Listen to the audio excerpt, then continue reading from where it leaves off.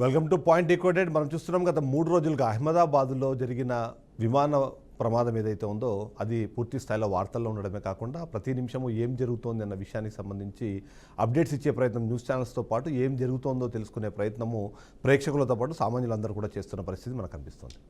ఓవరాల్గా చూసినప్పుడు ఈ ఘటన జరిగిన నేపథ్యంలో దాదాపుగా 274 మంది చనిపోవడం అన్నది ప్రతి ఒక్కరి మనసును కలిచివేయడంతో పాటు ఆ చనిపోయిన వాళ్ళ ఒక్కొక్కరి గాథ అన్నది ఒక్కో రకంగా ఉన్న సిచ్యువేషన్ మనకు చాలా క్లియర్గా అర్థమవుతుంది.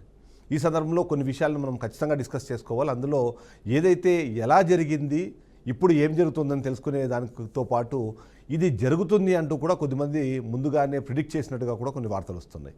అందులో ముఖ్యంగా ఒక మహిళా జ్యోతిష్కరాలు శర్మిష్ఠా దాస్ అనే ఒక మహిళా జ్యోతిష్కరాలు దీనికి సంబంధించి ముందుగానే ట్వీట్ చేయడం అన్నది ఒక ఒకంత ఆశ్చర్యానికి కొద్దిగా డిస్కషన్ పాయింట్గాను మారిన నేపథ్యం మనం చూస్తున్నాం.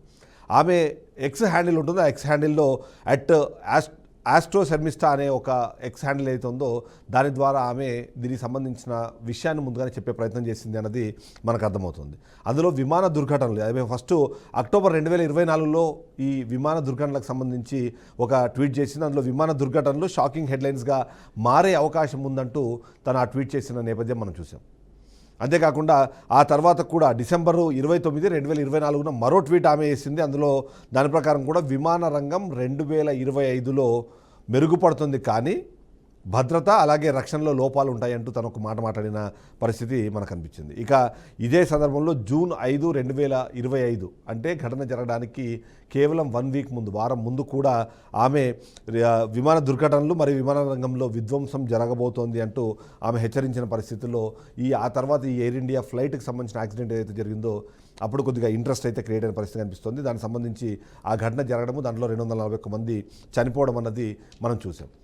ఇక ఇదే సందర్భంలో మరొక విషయం కూడా, ఎవరైతే తెలుగు రాష్ట్రాల్లో ఒక రకంగా చెప్పాలంటే విమర్శలు ఎదుర్కొన్న ఆస్ట్రాలజర్ వేణుస్వామి కూడా దీనికి సంబంధించి తను ఈ ఇయర్ ఉగాది పంచాంగానికి సంబంధించిన సందర్భంలో ఆయన కొంతమందికి ఇంటర్వ్యూలు ఇచ్చారు. బీఆర్కే న్యూస్ కూడా ఇంటర్వ్యూ ఇచ్చినప్పుడు కూడా 2025లో ఇలాంటి విమాన ప్రమాదాలు జరిగే అవకాశం ఉందంటూ తను మాట్లాడిన పరిస్థితి మనకు అనిపించింది.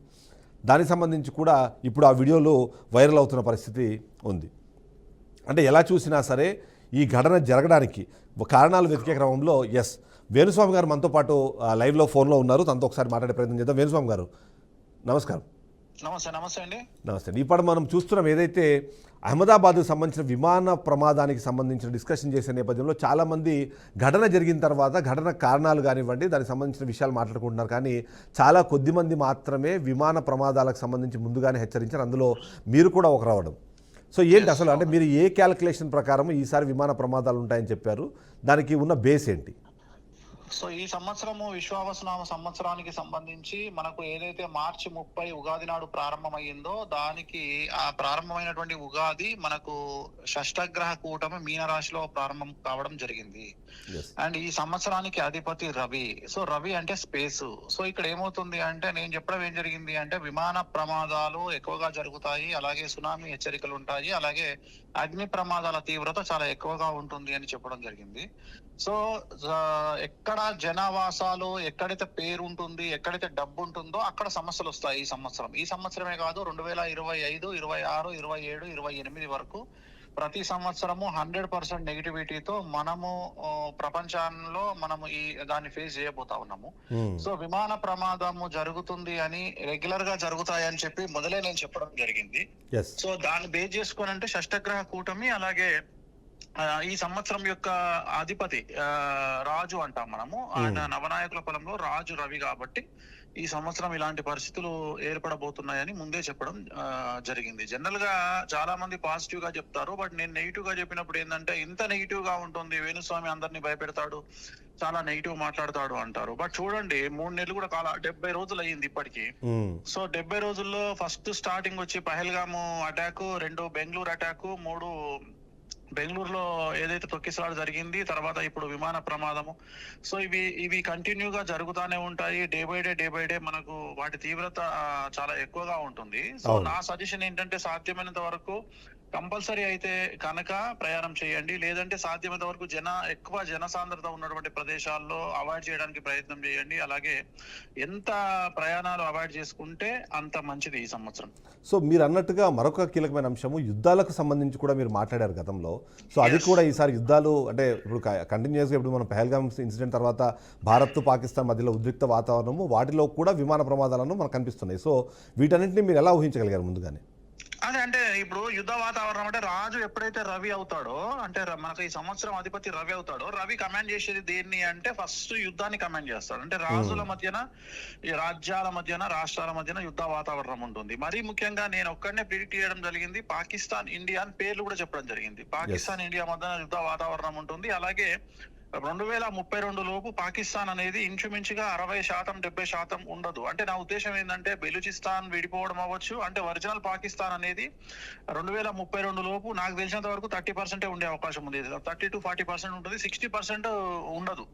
సో అది యుద్ధంలో మనము పిఓకే మనము ఆ స్వాధీనం కూడా చేసుకోవచ్చు. ఎందుకంటే రాబోయేటువంటి కాలంలో ఈ సంవత్సరము గురువు అతిచారంలోకి వెళ్తా ఉన్నాడు. సెప్టెంబర్ లో గురువు అతిచారంలోకి వెళ్తా ఉన్నాడు. గత 1000 సంవత్సరాల నుండి ఎప్పుడూ లేనటువంటి గురువు అతిచారంలోకి వెళ్ళడం. అంటే జనరల్ గా గురువు ఎప్పుడు ఒక గ్రహంలోనే ఒక రాశిలోనే ఉంటాడు తప్ప వేరే రాశిలోకి గురువు సంవత్సరం తర్వాతే వెళ్తాడు. సో గురువు మారినప్పుడల్లా మనకు ఇవి పుష్కరాలు వస్తాయి. కానీ ఫస్ట్ టైం చరిత్రలో మనకు జ్యోతిష శాస్త్రం ప్రకారం తీసుకుంటే గురువు ఈ సంవత్సరము సెప్టెంబర్ లో అతిచారంలోకి వెళ్తా ఉన్నాడు. అంటే ప్రజెంట్ ఉన్నటువంటి మిథున రాశి నుండి కర్కాటక రాశిలోకి వెళ్తా ఉన్నాడు. ఇది 8 సంవత్సరాల పాటు దీని యొక్క ఫలితాలు ఉంటాయి. 2032 వరకు చాలా తీవ్రమైనటువంటి సమస్యలు ఎదుర్కొనేటువంటి అవకాశం ఉంటుంది. సో యుద్ధం అనేటువంటిది, పాకిస్తాన్ ఇండియా యుద్ధం అనేటువంటిది ఆగిపోలేదు, మళ్ళీ చిన్న గ్యాప్ లాగా ఉంది. మళ్ళీ అది కూడా మళ్ళీ కంటిన్యూ అయ్యే అవకాశం ఉంది. సో ఇతర దేశాల్లో కూడా యుద్ధ వాతావరణం అంటూ ఏర్పడేటువంటి అవకాశం ఉంది. సో వీటన్నిటిని మనం కంపేర్ చేయడానికి కారణం ఏంటి అంటే షష్టగ్రహ కూటమి ఎప్పుడు వచ్చినా సో దాని యొక్క తీవ్రత చాలా ఎక్కువగా ఉంటుంది. 2019 డిసెంబర్ లో ఏర్పడినటువంటి షష్టగ్రహ కూటమి తర్వాత ప్రపంచాన్ని మొత్తాన్ని కలిపి ఒకే ఒక్కటి కరోనా బాధించింది. కానీ ఈసారి అలా ఉండే పరిస్థితి లేదు. ఈసారి చాలా డిఫరెంట్ గా ఉండేటువంటి అవకాశాలు ఉన్నాయి. ప్రకృతిలో విపరీతమైనటువంటి మార్పులు, అంటే వర్షాకాలంలో ఎండలు, ఎండాకాలంలో వర్షాలు, సో అంత రివర్స్ సిస్టమ్ జరిగేటువంటి అవకాశం ఉంది. సో దాని యొక్క తీవ్రత గ్రహాలను బేస్ చేసుకొని, షష్టగ్రహ కూటమిని బేస్ చేసుకొని మనం అనలైజ్ చేయడం జరిగింది. యుద్ధం వస్తుంది అని, లేదా రేపు రాబోయే ఇంకా ట్రైన్ యాక్సిడెంట్ కూడా జరిగేటువంటి అవకాశం ఉంది. అలాగే ఇంకా స్టాంపేడ్స్ జరిగే అవకాశం ఉంది. అంటే ఎక్కడైతే జన సాంద్రత ఎక్కువగా ఉంటుందో అక్కడ తొక్కిసాట జరిగే అవకాశం ఉంది. అది భక్తి ప్లేస్ అని లేదు, ఒక స్పోర్ట్స్ ప్లేస్ అని లేదు, ఎక్కడైనా సరే జరిగే అవకాశం ఉంటుంది. అలాగే యుద్ధ వాతావరణం ఉంటుంది. అలాగే ఇంకా ఫ్లైట్ రిలేటెడ్ ఇష్యూస్ ఇంకా జరిగే అవకాశాలు ఇంకా ఫ్యూచర్ లో కనిపిస్తా ఉన్నాయి. సో ఆస్ట్రాలజీ నమ్మే వాళ్ళు లేదా ఇలాంటి జాతకాలు నమ్మే వాళ్ళు మీరు ఇచ్చే సూచన ఏంటి? సాధ్యమైనంత వరకు అంటే జనరల్ గా ఇప్పుడు మనల్ని ఉదాహరణ ఇప్పుడు మీరు ఉన్నారు, ఇవాళ మీరు మాతో మాట్లాడుతున్నారు, చాలా సంతోషం. ఎందుకంటే ఎంకరేజ్ అన్నది ఇప్పుడు చెప్పింది ఒకటి జరగనప్పుడు ఎంత విమర్శిస్తారో, చెప్పింది జరిగినప్పుడు కూడా మమ్మల్ని ఎంకరేజ్ చేసే వాళ్ళు ఉంటే మేము కూడా ఇంకొన్ని ముందుకు తీసుకెళ్లే అవకాశం ఉంటుంది, చెప్పే అవకాశం ఉంటుంది. సో చాలా సంతోషం. ఇప్పుడు మీరు అడుగుతున్నారంటే చాలా గొప్ప విషయం. ఇప్పుడు చాలా మంది నేను చూస్తున్నాను నిన్నటువంటి ఎక్కడెక్కడనో ఎవరెవరో పలా నార్త్ ఇండియా వాళ్ళు పెట్టారు, ఎక్కడెక్కడనో పెట్టారు అని చెప్తున్నారు. కానీ వేణుస్వామి వీడియో రూపంలో పెడితే ఎవరికి కనిపించలే. ఇప్పుడు మీకు కనిపించింది, బట్ వేరే వాళ్ళకి కనిపించలేదు. సో దీన్ని నేను అదే చెప్తున్నా. నేను ఏమంటున్నానంటే జ్యోతిష శాస్త్ర రీత్యా చెప్పాల్సినటువంటి ఒకటే, సాధ్యమైనంత వరకు జనావాసాలు సాంద్రత ఎక్కువగా ఉన్నటువంటి ప్రదేశాలను అవాయిడ్ చేయండి. సాధ్యమైనంత వరకు ఇంపార్టెంట్ అయితే తప్ప ప్రయాణాలు చేయకండి. అది రైలు ప్రయాణం కావచ్చు, లేదా వాహన ప్రయాణం కావచ్చు, అలాగే విమాన ప్రయాణం కావచ్చు. మరీ ముఖ్యంగా రాత్రిపూట ప్రయాణాలను వాయిదా వేసుకోండి, సొంత వాహనాల్లో వెహికల్స్. సో ఇది నేను జనాలకు చెప్పేటువంటి instructions. Right. Thank you very much Venu Swamy గారు, మీరు విశ్లేషణ అందించినందుకు. ఎన్నో విమర్శలు ఎదుర్కొన్నారు. అయితే ఇది నమ్మకము, అపనమ్మకము, మూఢనమ్మకం అనే విషయాన్ని పక్కన పెడితే ఎవరైనా సరే ఒకరు హెచ్చరించినప్పుడు, జాగ్రత్తలు చెప్పినప్పుడు దాని గురించి డిస్కస్ చేయాల్సిన అవసరం ఉందన్న ఒక్క కారణంతోనే బీఆర్కే న్యూస్ ఇవాళ వేణుస్వామితో మాట్లాడడం కానివ్వండి, గతంలో ఆయన విమాన ప్రమాదాలకు సంబంధించి చేసిన హెచ్చరికలు కానివ్వండి, సూచనలకు సంబంధించి మనం డిస్కస్ చేసే ప్రయత్నం చేస్తున్నాం. ఎట్టి పరిస్థితుల్లోనూ వీటిని ప్రమోట్ చేసే ఉద్దేశం కానివ్వండి, ఆలోచన కానీ బీఆర్కే న్యూస్కి లేదు అని మనము ఇంకొకసారి చెప్పాల్సిన అవసరం కనిపిస్తుంది. సో ఈ సందర్భంలో మనం కొన్ని పాయింట్స్ డీకోడ్ చేయాల్సిన అవసరం ఉంటుంది. ఏదైతే మనం మాట్లాడినట్టుగా ఈ గ్రహకూటములు కానివ్వండి, మిగిలినవన్నీ ప్రజల లైఫ్లని ఇన్ఫ్లుయెన్స్ చేసే అవకాశం ఉందా?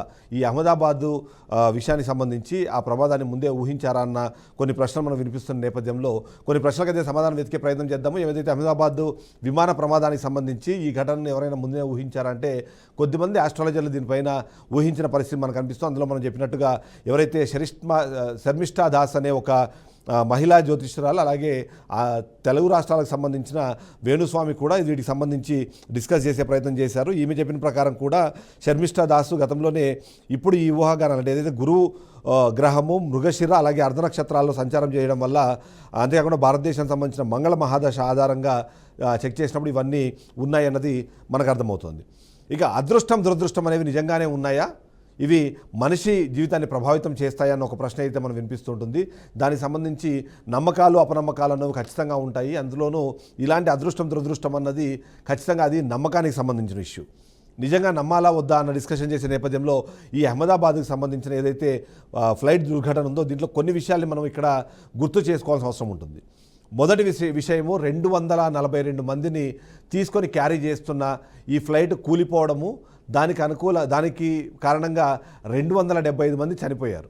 అయితే ఈ ఇంత విధ్వంసం మధ్యలో కూడా విశ్వాస్ కుమార్ రమేష్ అనే ఒక వ్యక్తి ఈ దుర్ఘటన నుంచి బయటపడ్డమన్నది దాని అదృష్టం కాక ఇంకేమనాలి అన్నది అయితే ఒక ప్రశ్న వినిపిస్తోంది. అందులోనూ ముఖ్యంగా 11A అనే ఒక సీట్లో తను కూర్చోవడము, ఇంత పెద్ద ఘటన జరిగిన తర్వాత అంటే 242 మందికి గాను 241 మందిని బలిగొన్న ఆ ఘటన నేపథ్యంలో కూడా అది కరెక్ట్గా వెళ్ళి ఏదైతే మనం మాట్లాడుతున్నట్టుగా ఈ హాస్టల్ బిల్డింగ్ మీద పడ్డము, బిల్డింగ్ పడిన తర్వాత కరెక్ట్గా అతను కూర్చున్న దగ్గర మాత్రమే అది విడిపోయి అంటే రెండుగా చీలిపోయి అతని సీటు మాత్రమే బయటపడ్డము. ఆ తర్వాత మనం చూసాము దాదాపుగా 126,000 లీటర్ల ఫ్యూయల్ అన్నది కాలిన తర్వాత కూడా ఆయన చిన్నపాటి గాయాలతో బయటపడ్డమన్నది అది అదృష్టం కాక ఇంకేమనాలి. ఇక దురదృష్టానికి సంబంధించి కూడా మనం డిస్కస్ చేయాల్సిన అవసరం ఉంటుంది. ఎందుకంటే ఈ అదృష్టానికి సంబంధించి డిస్కస్ చేసే నేపథ్యంలో విజయ్ రూపానీ అని చెప్పి గుజరాత్కి సంబంధించిన ఒక ఎక్స్ సీఎం ఇదే ఫ్లైట్లో ఆయన ప్రయాణం చేశారు. ఆయన 12వ నెంబర్ సీట్లో కూర్చున్నారు. ఎందుకంటే ఆయన తీసుకున్న ఏదైతే బిజినెస్ క్లాస్లో ఉందో అందులో 12వ సీట్లో ఆయన కూర్చున్నారు. అయితే ఆయన జీవితాన్ని గమనించినప్పుడు ఆయన జీవితానికి 1206 అంటే 1206 అనే నెంబర్కి చాలా సన్నిహిత సంబంధాలు ఉన్నాయి. ఎందుకంటే ఆయన వాడే ప్రతి వెహికల్ అంటే అది 2 వీలర్ కొన్నా 4 వీలర్ కొన్నా ఎలాంటి వాహనాన్ని వాడినా సరే 1206 నెంబర్ ఉండేలాగా ఆయన చూసుకోవడం అన్నది ఆయన జీవితంలో రెగ్యులర్గా జరుగుతూనే వచ్చింది. ఇక అదృష్టం దురదృష్టం మాటకు వస్తే ఘటన జరిగిన సమయము, ఘటన జరిగిన రోజు 12/6 అంటే 12 జూన్ రోజున ఈ ఘటన జరిగింది. అంటే ఆయనకి ఏదైతే అదృష్ట సంఖ్య అని అందరూ భావించారో అదే 12వ నెంబరు 6వ నెలలోనే ఆయన మృత్యువాత పడ్డమన్నది కీలకంగా అనిపించే విషయం. ఇక ఆయన ఆన్బోర్డ్ చేసిన టైం కూడా 12 గంటల తర్వాతనే అంటే 12 గంటల 6 నిమిషాల సమయంలో దాదాపుగా ఆయన బోర్డింగ్ టైంలో ఉన్నారు. అంటే అది కూడా ఆయన మృత్యువును ఆహ్వానించినట్టుగా 12 గంటల తర్వాతనే అది జరగడం అన్నది. ఇక ఆయన కూర్చున్న సీట్ నెంబర్ 12 అంటే ఈ 12/6కు సంబంధించి ఆయన జీవితంలో అంత కీలకంగా ఉన్న నేపథ్యంలో ఆ 12వ తేదీ 6వ నెలలోనే ఆయన మృత్యువాత పడ్డాన్ని చూస్తే మాత్రం ఖచ్చితంగా ఇక్కడ అదృష్టమో దురదృష్టం అనే విషయాల్ని నమ్మాల్సిన అవసరం మనకు కనిపిస్తుంది. ఇక ఇదే సందర్భంలో మరికొన్ని విషయాల్ని మనం చూస్తే మాత్రము ఎవరెవరు ఇందులో ప్రాణాలు కోల్పోయారన్న విషయాన్ని మనం డిస్కస్ చేసే క్రమంలో ఎవరైతే విశ్వాస్ కుమార్ రమేష్ అనే వ్యక్తి ఎవరైతే బతికి బయటపడ్డాడో ఆయన ఒక తాపీ మేస్త్రి. ఇప్పటికే అక్కడికి వెళ్ళి సెటిల్ అయిపోయారు. ఆయన బ్రదర్ అంటే ఆయన అన్నని కూడా తీసుకువెళ్ళి అక్కడ సెటిల్ చేద్దామనే ఉద్దేశంతో అదే దాంట్లో ఏదైతే మనం చెప్తున్నట్టుగా 11Aలో ఆయన కూర్చుంటే 11Jలో తన బ్రదర్ కూర్చున్నారు. కానీ ఆ ఘటనలో మాత్రం ఆయన బతకలేదు. అంటే ఇన్ని సంవత్సరాలు లేనిది ఇప్పుడు మాత్రమే ఆయన్ని లండన్ తీసుకెళ్లే ప్రయత్నం చేశారు. ఆ సందర్భంలోనే ఈ ఘటన జరగడం, ఆ ఘటనలో ఆయన చనిపోవడం చూస్తుంటే అదృష్ట దురదృష్టాలు అన్నవి ఖచ్చితంగా ఉన్నాయి అన్నది మనకు అర్థమవుతుంది. ఇక సంతోషాన్ని పంచుకోవడానికి వెళ్ళే వాళ్ళు, విషాదం నుంచి బయటపడడానికి వచ్చిన వాళ్ళు, అదృష్టాన్ని పరీక్షించుకోవడానికి వెళ్తున్న వాళ్ళు, అక్కడే జీవితాన్ని గడపడానికి కుటుంబంతో సభ్యులతో సహా వెళ్ళిన వాళ్ళు వీళ్ళందరూ కూడా చనిపోవడం అన్నది ఇవాళ చాలా బాధాకరమైన విషయం. అందులో ముఖ్యంగా చూస్తే అహ్మదాబాద్కు చెందిన పినాకిన్ షా అనే 67 ఏళ్ల వృద్ధుడు ఆయన కుమారుడి గృహప్రవేశానికి వెళ్లేందుకు ప్రయత్నించి ఆయన వైఫ్ రూపాబెన్ అలాగే కుమారుడు రిషబ్తో సహా మొత్తం కుటుంబ సభ్యులందరూ ఈ ఘటనలో మృతి చెందిన పరిస్థితి మనకు కనిపిస్తుంది. ఇక ఎయిర్ హోస్టెస్ కావాలని కలలు కానీ దాన్ని పూర్తి చేసుకునే నేపథ్యంలో మైథిలి పాటిల్ అనే ఒక 23 ఏళ్ల అమ్మాయి కూడా ఈ మరణించిన 12 మందిలో ఉన్నారు. అంటే వాళ్ళకి ఎంత దురదృష్టం అనేది మనం చూడాలి. ఎందుకంటే ఎయిర్ హోస్టెస్ అవ్వడమే ఆమె లైఫ్ అంబిషన్గా తను చూసింది. ఇక భవిక్ కూడా అక్కడ నుంచే జూన్ 10వ తారీఖున భవిక్ మహేశ్వరి పెళ్లి జరిగింది. పెళ్లి జరిగిన 2 రోజులకు వాళ్ళు అనంతరం లండన్కి వెళ్దామని ప్రయత్నంలో భాగంగా పెళ్ళైన 2 రోజులకే వాళ్ళు మృత్యువాత పడ్డారు. ఇక భర్త పుట్టినరోజుని లండన్లో జరుపుకోవాలని చెప్పేసి బెంగళూరుకు సంబంధించిన ఐటీ ఉద్యోగం చేస్తున్న ఇందోర్కు చెందిన హర్మీన్ ప్రీత్ కౌర్ అనే మహిళకు కూడా 28 ఏళ్ళ మహిళకు కూడా అక్కడ మృతి చెందడం చూస్తే ఇక అదృష్ట దురదృష్టాలన్నవి లేవంటే ఎలా నమ్మాలన్నది ఒకటి కనిపిస్తుంది. ఇక లండన్లో వైద్యులుగా స్థిరపడదామని చెప్పి ఒక కుటుంబం మొత్తం 5 మంది, కోమి వ్యాసు, డాక్టర్ ప్రదీప్ జోషి ఒకేసారి అక్కడి నుంచి బయలుదేరడం, 5 మంది ఒకే కుటుంబంలో చనిపోవడం అన్నది కూడా, వాళ్ళ 3 పిల్లలతో సహా 5 మంది చనిపోవడం అన్నది ఒక భయంకరమైన విషయంగా మనం చూడాల్సిన అవసరం ఉంటుంది. ఇక తల్లిని చూడడానికి వచ్చి చనిపోయిన వాళ్ళు ఉన్నారు. ఇక అంతేకాకుండా మరికొద్ది మంది కూడా చూస్తాం. ఎందుకంటే వీళ్ళలో ఎవరైతే మనం చూస్తున్నామో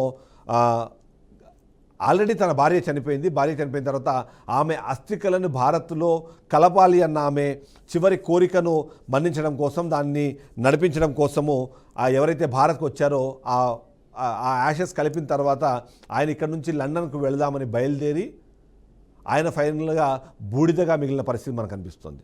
సో ఇలా చనిపోయిన వాళ్ళందరినీ అదృష్టాల దురదృష్టాల విషయాన్ని ఎలా చూడాలి అన్నది మనకు అర్థమవుతుంది. ఇదే సందర్భంలో మంచు లక్ష్మి కూడా లండన్కి బయలుదేరారు, కానీ ఆమె ముంబై నుంచి బయలుదేరి వెళ్ళారు. సో ఆమెను కూడా ఇక్కడ ఒకసారి గుర్తు చేసుకునే పరిస్థితి అయితే మనకు కనిపిస్తుంది. ఓవరాల్గా చూస్తే మాత్రం ఇక్కడ చనిపోయిన వాళ్ళు, బతికి బయటపడ్డ ఆ ఒక్కరు, వాళ్ళని కూడా మనం ఇక్కడ డిస్కస్ చేసుకోవాలి. ఇక మరికొద్ది మంది ఇష్యూస్ చూస్తే మాత్రం వాళ్ళు, అంటే ఒక అమ్మాయి అయితే 10 నిమిషాల డిఫరెన్స్లోనే ఆమె ఫ్లైట్ మిస్ అయ్యి ఇవాళ బతికి బయటపడిన పరిస్థితి మనకు కనిపిస్తుంది. మరొకరు కూడా మనం చూసాము, ఢిల్లీ నుంచి లండన్కి వెళ్దామని అహ్మదాబాద్లో అనుమానంతో దిగిపోయిన ఒక వ్యక్తి, ఆయన వీడియో కూడా పోస్ట్ చేశారు, ఆయన కూడా బతికి బయటపడ్డారు. సో ఇలా బతికి బయటపడ్డ వాళ్ళ సంఖ్యను చూస్తే వాళ్ళ అదృష్టం కాక ఏమనాలి అన్నదైతే ఒకటి ప్రశ్న వినిపిస్తోంది. ఇక ఈ సందర్భంలో మరొక విషయాన్ని కూడా మనం ఇక్కడ గుర్తు చేసుకోవాలి. విమాన ప్రమాదంలో చనిపోయిన పైలట్స్ గురించి ఒకసారి డిస్కస్ చేసుకోవాలి. ఎందుకంటే అందులో 2 పైలట్లు ఉన్నారు. ఒకరు 8,200 గంటలు నడిపిన సుమిత్ సబర్వాల్ అయితే, మరొకరు 1,100 గంటలు ప్రయాణం చేసి ఇప్పుడిప్పుడే తను లైఫ్ని లీడ్ చేస్తున్న మరొకరు. ఈ 8,200 గంటలు చేసిన సుమిత్ ఎవరైతే ఉన్నారో, అది గుజరాత్లో కూలిన విమానంలో చనిపోయిన నేపథ్యంలో సుమిత్ సబర్వాల్ త్వరలోనే ఉద్యోగం మానేసి తన తల్లిదండ్రులను చూసుకుంటాను అంటూ వాళ్ళు ఇప్పటికే భరోసా ఇచ్చారు. మరికొద్ది రోజులు మాత్రమే నేను ఈ పైలట్ జాబ్ చేస్తాను, ఆ తర్వాత ఆపేస్తాను, తన తండ్రిని జాగ్రత్తగా చూసుకుంటాను. ఇప్పుడు మన ఏదైతే సుమిత్ సబర్వాల్ వాళ్ళ ఫాదర్ మనకు కనిపిస్తున్నారు స్క్రీన్ మీద కూడా, తనతో చెప్పిన మాట ఏంటంటే, త్వరలోనే ఈ పైలట్ జాబ్ మానేసి నేను నీతో పాటు ఉంటాను, నీ ఆరోగ్యం కుదుపడేదాకా నేను నిన్ను చూసుకుంటాను అని చెప్పారు. కానీ ఇప్పుడు ఆయన కూడా కానరాని లోకాలకు వెళ్ళిపోయిన పరిస్థితి మనకు కనిపిస్తుంది. ఇక ఆ పైలట్స్ గురించి మాట్లాడాలి అంటే మాత్రం ఖచ్చితంగా వాళ్ళ ధైర్య సాహసాలను ఇక్కడ ఒకసారి మెచ్చుకోవాల్సిన అవసరం ఉంటుంది. ఎందుకంటే ఆ ఫ్లైట్లో ఉన్న మిగిలిన 242 మంది, 242 మందిలో 240 మందిలో ఎంతమందికి వాళ్ళు చనిపోతున్నారన్న విషయం తెలుసో తెలీదో మనకు తెలియదు. కానీ వీళ్ళ ఇద్దరికీ మాత్రం చాలా క్లియర్గా తెలుసు మరి కాసేపట్లో వాళ్ళు చనిపోబోతున్నారని. ఎందుకు అంటే వాళ్ళు అప్పటికే ఏటీసీకి కనెక్ట్ అయ్యారు, మేడే అనే కాల్ ఇచ్చారు, ఇచ్చిన తర్వాత అది కూలిపోయింది, చనిపోయారు. ఇక్కడ వాళ్ళ ధైర్య సాహసాలు అనే పదం ఎందుకు వాడుతున్నామంటే, ఏదైతే 625 మీటర్లకు మాత్రమే, 625 అడుగులు మాత్రమే లేచిన తర్వాత అది కూలిపోతుందన్న సందర్భంలో, అది రెసిడెన్షియల్ కాంప్లెక్సెస్ వైపు వెళ్తున్నప్పుడు ఖాళీగా ఉన్న ప్రదేశాన్ని చూసి అక్కడ దాన్ని ల్యాండ్ చేసే ప్రయత్నమో లేకపోతే అక్కడ ఢీకొనే ప్రయత్నంలో భాగంగానే అక్కడి నుంచి తప్పించుకునే అవకాశం ఉన్నా సరే పైలట్లు ఇద్దరు లోపలే ఉండి ప్రాణాలు కోల్పోవడంతో పాటు వాళ్ళని రక్షించే ప్రయత్నం చేశారన్న దాన్ని ఖచ్చితంగా ఇక్కడ గుర్తు చేసుకోవాలి. సరే, వాళ్ళు ఏం చేశారన్నది పక్కన పెడితే ఖచ్చితంగా మనకు తెలిసి ఇలాంటి ఎయిర్లైన్లకు సంబంధించిన ఎలాంటి ఇష్యూస్ జరిగినా సరే మొదటగా అందరూ చెప్పేది, క్రిటిసైజ్ చేసేది పైలట్లనే. కానీ ఆ విషయాలు బయటపడేంత వరకు కొద్ది రోజుల పాటు ఆ పైలట్లను మనము నిందించడము, అనుమానించడము, అవమానించడం ఆపాలన్నదే నేను ఒక రకంగా కోరుకుంటున్నాను. ఎందుకంటే వీళ్ళు కోరుకున్నారు కాబట్టి తీసుకెళ్ళి అక్కడ చనిపోయారు, కానీ 34 మంది మాత్రం చనిపోయారు. కానీ ఆ పక్కనే ఉన్న రెసిడెన్షియల్ బిల్డింగ్లో వెళ్ళి ఒకవేళ అది కూలిపోయి ఉంటే వందలాది మంది మృత్యువాత పడే అవకాశం ఉందన్నది కూడా ఒక ప్రాథమిక సమాచారం మనకు కనిపిస్తుంది. సో ఈ సందర్భంలో పైలట్లకు సంబంధించిన ధైర్య సాహసాలను కూడా మనం మెచ్చుకోవాల్సిందే. వాళ్ళు తప్పించుకునే అవకాశం ఉన్నా సరే ఆ అవకాశాన్ని ఉపయోగించుకోకుండా వాళ్ళని రక్షించే ప్రయత్నము లేదా ఆ ప్రాణ నష్టాన్ని నివారించే ప్రయత్నము, తగ్గించే ప్రయత్నం చేశారన్నదైతే మనం ఖచ్చితంగా మనకు అర్థమవుతుంది. సో ఏ విధంగా చూసినా సరే ఒక్కొక్కరిది ఒక్కొక్క కథలాగా, వాళ్ళది ఒక్కొక్క గాథలాగా మనకు కనిపిస్తుంది. ఇక ఫైనల్గా ఒక ప్రశ్న అయితే మనకు మిగులుతోంది. బోయింగ్ విమానాలపై ఇంత విధంగా మనం మాట్లాడుతున్న నేపథ్యంలో కేవలం ఈ బోయింగ్ 787 విమానం మొదటిసారి ఇది కూలిపోయింది కాబట్టి అది చాలా సేఫ్ ఎయిర్లైన్స్గా ప్రతి ఒక్కరూ మాట్లాడుతున్నారు. కానీ ఇందులో కూడా చాలా కాంట్రవర్సీస్ ఉన్నాయి. ఒక్కసారి ఆ కాంట్రవర్సీస్ గురించి కూడా మనం మాట్లాడుకోవాల్సిన అవసరం ఉంది. బోయింగ్ 787 సంబంధించి మనం చూసినప్పుడు ఇప్పటి వరకు ఇంత పెద్ద ప్రమాదంలో ఎప్పుడూ అది ఇన్వాల్వ్ అవ్వలేదు అని మనం పొగుడుతున్నాం, కానీ బట్ ఇందులో ఉన్న లోపాలకు సంబంధించి కూడా ఒకసారి డిస్కస్ చేసుకోవాలి. ఏదైతే మనం మాట్లాడుతున్నామో బోయింగ్ 787ని ఎయిర్ బస్సు A320కి పోటీగా A320కి పోటీగా దీన్ని తయారు చేసే నేపథ్యంలో వీటి వెయిట్ని తగ్గించడం కోసము అంతవరకు వాడిన నికిల్ క్యాడియం బ్యాటరీలకు బదులు వీళ్ళు అంటే NICD బ్యాటరీస్ అంటారు వాటిని వాడకుండా లిథియం ఇయాన్ బ్యాటరీస్ ఇందులో వాడారు. ఇలా వాడడం ద్వారా దాదాపుగా 30% దీంట్లో వెయిట్ అనేది తగ్గుతుంది, చాలా ఫాస్ట్గా ఛార్జ్ అవుతాయని ఒక కారణంతో వీటిని పెట్టారు. కానీ ఇందులో ఉన్న అత్యంతమైన సమస్య ఏంటంటే దీని ఎలక్ట్రిఫికేషన్లో ఉన్న సమస్యల వల్ల ఈ బ్యాటరీలు ఎప్పటికప్పుడు కాలిపోయే అవకాశము, అక్కడ మంటలు చెలరేగే అవకాశం ఉంది. ఇదేదో మొదటిసారి కాదు, 2011లోనే ఈ బ్యాటరీలకు సంబంధించిన ఫాల్ట్లను బోయింగ్తో పాటు మరికొన్ని ఎయిర్లైన్స్ కూడా గుర్తించాయి. మొదటి ఇన్సిడెంట్ ఎప్పుడు జరిగింది అంటే జనవరి 7, 2013లో జపాన్ ఎయిర్లైన్స్ ఏదైతే JAL 787 ఉందో ఆ వెహికల్లో మొదటిసారి ఈ ప్రాబ్లమ్ని గుర్తించారు. అక్కడ ఇంగ్లాండ్లోని బోస్టన్లోని ఒక ఎయిర్పోర్ట్లో, బోస్టన్ లోగన్ ఎయిర్పోర్ట్లో దీన్ని అత్యవసరంగా నిలపడము, అప్పుడు యాక్సిలరీ పవర్ యూనిట్ దగ్గర మంటలు రావడం అన్నది గమనించారు. అది మొదటి ఇన్సిడెంట్గా చెప్తున్నారు. ఇక సెకండ్ ఇన్సిడెంట్ చూస్తే అది జరిగిన కేవలం 9 days లోపే జనవరి 16, 2013లో కూడా ఇలాంటిది ఒక ఘటన జరిగింది. అది ఆల్ నిపాన్ ఎయిర్వేస్ ANA 787 చైనాకు సంబంధించిన ఎయిర్వేస్లో కూడా ఇలాంటి ఒక ఘటన జరిగింది. అప్పుడు జపాన్లో దీన్ని ఎమర్జెన్సీ ల్యాండింగ్ చేశారు. అప్పుడు కూడా ఫ్లైట్లో మంటలు వచ్చాయన్న దాన్ని మనకు అనిపించింది. అంతేకాకుండా దీనికి సంబంధించి అప్పుడు చాలా డిస్కషన్ జరిగింది. ఆ డిస్కషన్ జరిగిన నేపథ్యంలో ఏదైతే మనం మాట్లాడాల్సింది US ఫెడరల్ ఏవియేషన్ అడ్మినిస్ట్రేషన్ ఏదైతే FAA ఉందో అది అప్పట్లో దీనికి సంబంధించి చెకింగ్ చేసినప్పుడు దీనికి కొన్ని ప్రాబ్లమ్స్ చెప్పారు. ఆ ప్రాబ్లమ్స్లో 10 మిలియన్ ఫ్లైట్ యూనిట్లు అంటే ఫ్లైట్ అవర్స్ జర్నీ అయ్యేంత వరకు ఈ బ్యాటరీస్లో ఎలాంటి ప్రాబ్లం ఉండదు అని చెప్పారు. కానీ ఇవి స్టార్ట్ అయిన 52,000 గంటల్లోనే ఇలాంటి ఘటనలు 2 జరగడంతో అప్పుడు ఒక 2 నెలల పాటు వీటిని మొత్తాన్ని ఆపేసి ఎట్టి పరిస్థితుల్లో దీన్ని పూర్తి స్థాయిలో క్లియరెన్స్ వచ్చే వరకు వాటిని వాటిని నడపొద్దు అని చెప్పారు. సో ఆ తర్వాత 2013లోనే దాన్ని రీస్టార్ట్ చేసిన సందర్భంలో కూడా ఈ బిల్డ్ చేసే ప్రాసెస్లో కూడా చాలా ప్రాబ్లమ్స్ ఉన్నాయన్నది అప్పుడు గుర్తించారు. ఇందులో ముఖ్యంగా చూస్తే నార్త్ చార్లెస్టన్ ప్లాంట్ ఏదైతే ఉందో వాటిలో బోయింగ్కి సంబంధించిన విమానాలు తయారు చేస్తుంటారు. అప్పుడు స్పెసిఫిక్గా ఈ బిల్డ్ చేసే ప్రాసెస్లో కూడా చాలా ప్రాబ్లమ్స్ ఉన్నాయని చెప్పడం, అందులో ముఖ్యంగా సీడ్లు ఏవైతే ఉంటాయో అవి లూజ్గా ఉండడం వల్ల కూడా సమస్యలు ఎదురవుతాయన్నది, నట్లు బోల్ట్ అవి పూర్తి స్థాయిలో ఉండకపోవడం అన్నది ఒక కీలకమైన సమస్యగా గమనిస్తే, మోస్ట్ ఇంపార్టెంట్ అన్సెక్యూర్డ్ ఫ్యూయల్ పైప్స్కి సంబంధించిన క్లాంప్స్ ఏవైతే ఉన్నాయో దాటి ద్వారా నష్టం జరిగే అవకాశం ఉందని కూడా అప్పట్లో చెప్పారు. ఇక ఇటాలియన్ అథారిటీస్ ఏవైతే ఉన్నాయో వీటికి సంబంధించి ఒక ఇద్దరిని పట్టుకొని వాళ్ళని అడిగినప్పుడు కూడా వాళ్ళు సబ్స్టాండర్డ్ టైటానియం అండ్ అలాగే అల్యూమినియం సంబంధించిన ఎక్విప్మెంట్ దీంట్లో వాడుతున్నారు, దానికి సంబంధించిన విషయాలు వీళ్ళు వాడుతున్నారు, దానివల్ల నష్టం జరుగుతుంది అన్నది కూడా వాళ్ళు చెప్పారు. అంతేకాకుండా ఏవైతే శామ్ సోలోఫర్ అనే ఒక వ్యక్తి అయితే ఈయన 17 సంవత్సరాల పాటు బోయింగ్లో ఇంజనీర్గా పనిచేశారు, ఆయన కూడా చాలా క్లియర్గా చెప్పారు 787 కానివ్వండి 777 వాటిలో కూడా డేంజరస్ షార్ట్ కట్స్ని వీళ్ళు వాడుతున్నారు, వీటి వల్ల ప్రమాదాలు జరిగే అవకాశం ఉంది అన్నది కనిపిస్తుంది. ఇలాంటి ప్రమాదాలు జరుగుతున్న నేపథ్యంలో కూడా చాలాసార్లు వీటి గురించి డిస్కషన్ జరిగింది. అంటే ఇంతకుముందు కూడా బోయింగ్కి సంబంధించిన కొన్ని ఘటనలు మనం గమనించినప్పుడు కూడా ఇక్కడ ఏదైతే ఏ సమస్యలు వస్తున్నాయని దాన్ని చూసినప్పుడు ఏదైతే ఉందో ఇనర్లియల్ రెఫరెన్స్ యూనిట్స్ అని ఉంటాయి, వాటికి సంబంధించిన ఫెయిల్యూర్స్ అన్నవి కనిపించాయి. ఇక హైడ్రాలిక్ ఫెయిల్యూర్స్ అలాగే ఫ్లాప్ ఫెయిల్యూర్స్తో పాటు ఇంజన్ ఫెయిల్యూర్ అయిన సిచ్యువేషన్ కూడా కనిపించాయి. ఇక బ్యాటరీ కాలిపోయిన ఇన్సిడెంట్స్ అయితే చాలానే కనిపించాయి.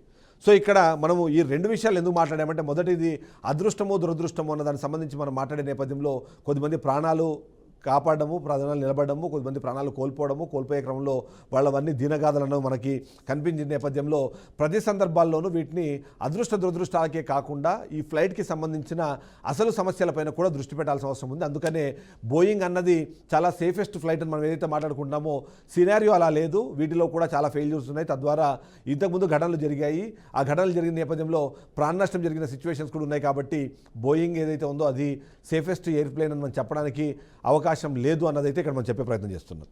సో ఓవరాల్గా చూస్తే ఈ ఫ్లైట్కి సంబంధించి ఇన్సిడెంట్కి సంబంధించిన పాయింట్ డీకోడ్ చేసే ప్రయత్నం చేశాము. ఓవరాల్గా చూసినప్పుడు మాత్రం ఇది బోయింగ్ 787 సంబంధించిన పూర్తి స్థాయి సమాచారము, ఈ ఘటనకు సంబంధించిన కారణాలు, దీని వెనకాల ఉన్న బాధ్యులు గుర్తించాల్సిన అవసరం అయితే మనకు కనిపిస్తుంది. సో ఇది వాళ్ళ పాయింట్ డీకోడెడ్. నెక్స్ట్ పాయింట్ మళ్ళీ కలుద్దాం. Stay tuned to BRK news Telugu సత్తా.